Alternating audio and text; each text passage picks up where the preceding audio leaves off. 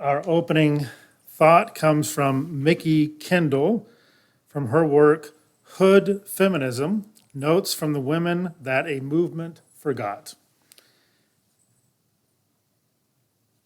True equity starts with ensuring that everyone has access to the most basic of needs.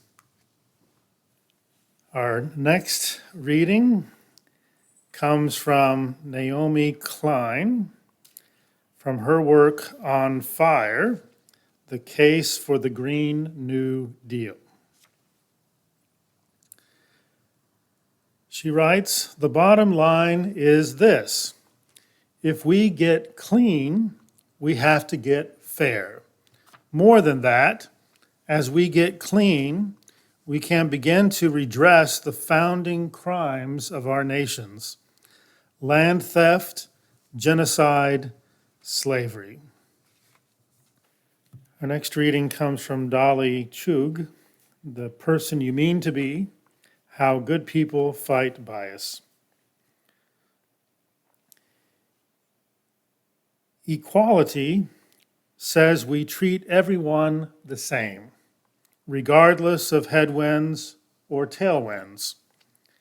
Equity says we give people what they need to have the same access and opportunities as others, taking into account the headwinds they face, which may mean differential treatment for some groups. The discourse this morning is on the second principle, justice, equity, and compassion in human relations. And we'll be looking at the question, what do we mean by justice and equity, and how are they related to our expression of compassion within community? In beginning my reflections, I'd like to read from Emily Gage, who's from the Unity Temple in Chicago, and she writes these words reflecting on the second principle. Justice, equity, and compassion in human relations points us towards something beyond inherent worth and dignity.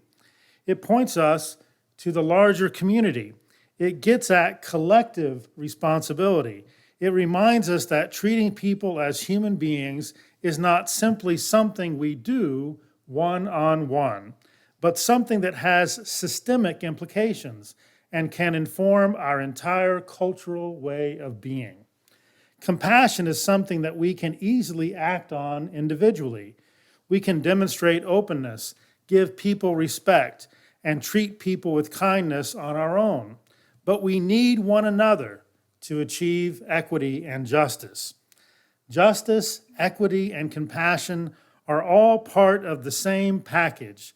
Just as the second principle overlaps with the first, so it is related to the seventh principle, the interdependent web of all existence. If you'd like to read more of what Emily Gage has written about the second principle, you can look at the 7 Principles in Word and Worship, edited by Ellen Brandenburg.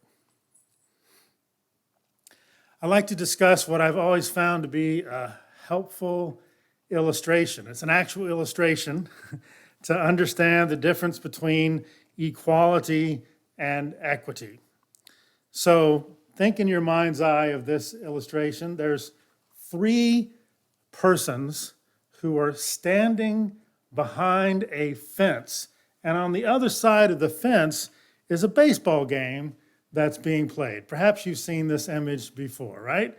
And so these 3 persons who are behind the fence are not of the same height. They're not of the same stature. One of them is quite tall, kind of like myself.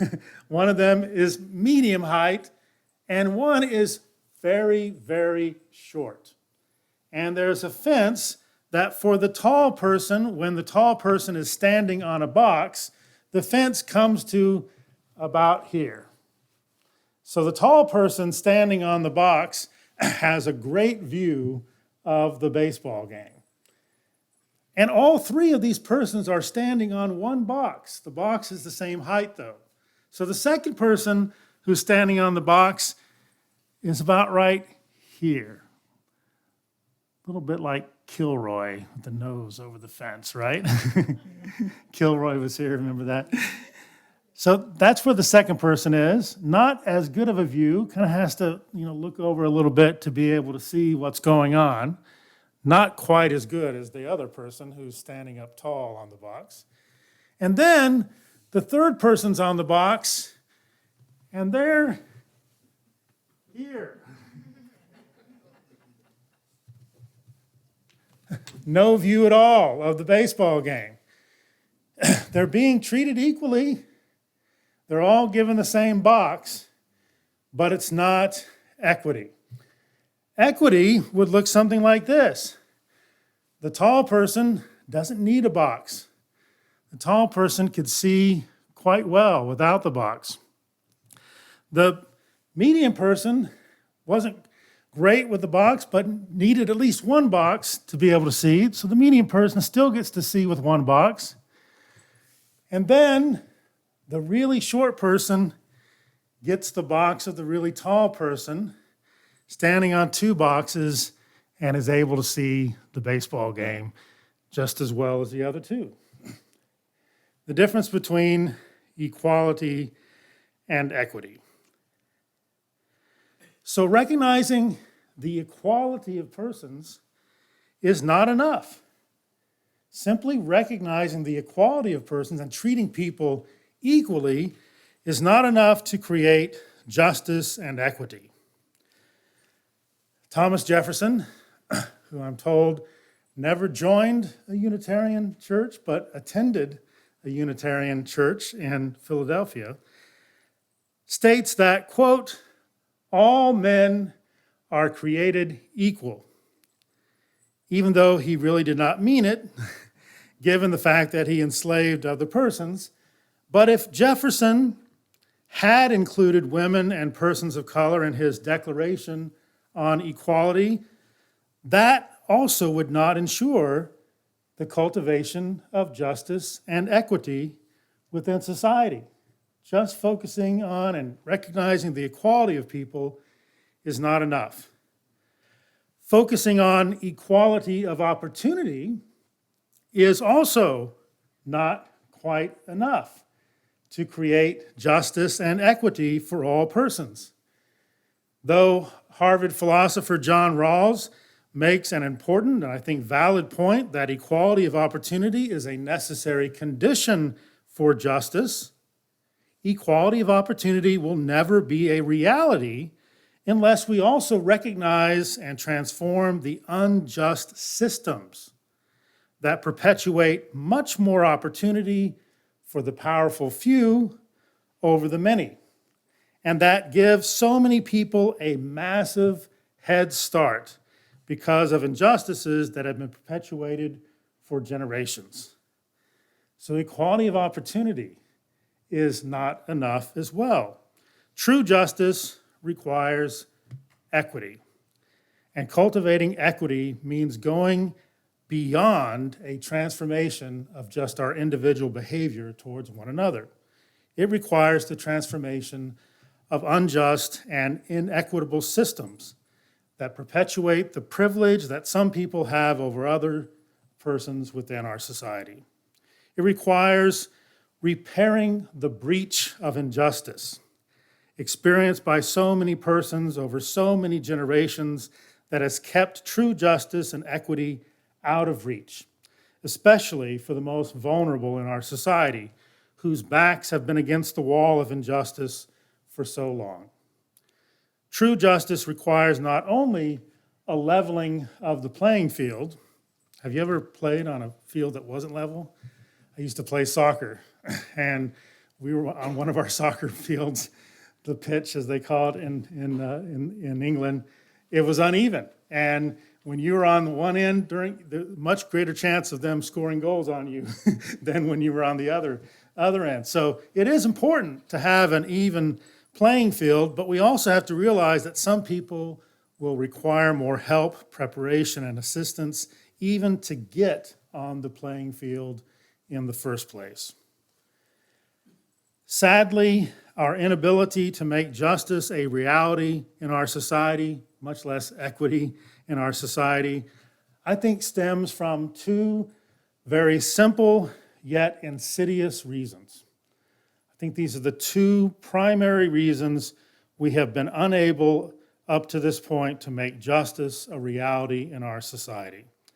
And they are these: clinging to white supremacy and clinging to patriarchy. Tragically, much of what passes as Christianity, the tradition that I'm a member of, much of what passes as Christianity in the United States has become a quasi-religious facade for the perpetuation of patriarchy and white supremacy.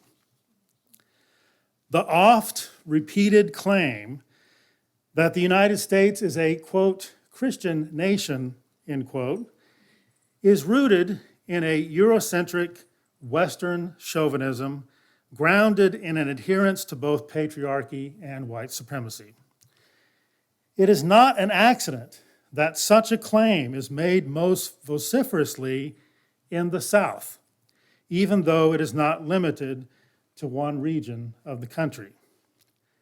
It is no accident that the most patriarchal religions are the least accepting of persons of different sexual orientations or gender identities. Protecting the power and position of a clearly defined maleness is a patriarchal priority, as is keeping women from being elevated to the highest positions within religious hierarchy, including the pulpit. The protection and the perpetuation of patriarchy are key factors behind the ongoing efforts to control women, to control their bodies and their reproductive health choices. And adherence to both patriarchy and white supremacy are driving the attacks against systemic efforts to promote diversity, equity, and inclusion within our society. You probably already know, some of you are from Oklahoma, that the governor of Oklahoma announced this week that all funding will be removed for DEI offices and programs. DEI's diversity, equity, and inclusion programs and offices at all public universities and colleges in the state of Oklahoma. No more funding for any of those programs or offices. You probably also know that our state superintendent in Oklahoma has made eliminating DEI programs a primary focus of his work as state superintendent of public instruction. And it's not surprising that both the Oklahoma governor and the Oklahoma state superintendent come from extremely patriarchal religious traditions. Now, in the midst of these many attacks on diversity, equity, and inclusion, we must remain vigilant to continue working and striving for justice and equity. And as the second principle reminds us, our work for justice and equity is an expression of compassion. An expression of compassion that is grounded in deep and powerful love for one another.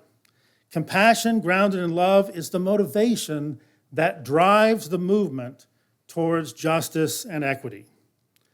And the justice we seek is broad, and it's comprehensive, and it's for all persons and for all life. It includes social justice, economic justice, and environmental justice. It is justice for all persons and for all life, and the ultimate goal of our work for justice, equity, and inclusion is the creation of the beloved community. A phrase that one of my favorite thinkers, Martin Luther King Jr., used quite a bit. But the only way to get to beloved community is by breaking patriarchy and by breaking white supremacy. May we make it so. Before we stand in body or spirit for the parting thought and the extinguishing of the chalice, I wanted to read to you what I thought was a good demonstration and expression of the second principle from the president of my university and our vice president for diversity, equity, and inclusion. They wrote this to our campus community a couple of days ago. OCU community, on Tuesday, Governor Kevin Stitt signed an executive order requiring executive state agencies, including institutions within the Oklahoma State system of higher education, to discontinue programming, education, and hiring related to diversity, equity, and inclusion. Oklahoma City University, as a private university, is committed to continuing the important work of creating and sustaining a climate and culture where belonging, equity, inclusion, and diversity are at the forefront. Each member of our community contributes to who we are as a university. We all bring a range of rich, unique, and diverse lived experiences to OCU. We are a special place because of you, and we look forward to continuing to work diligently to be a place where all belong. Sincerely, Kenneth R. Evans, President, and Talia Carroll, Vice President for Diversity, Equity, and Inclusion. Our parting thought comes from Elena Aguilar, Coaching for Equity, Conversations that Change Practice. Remember, it's not your fault that things are the way they are, but it is your responsibility to do something about them.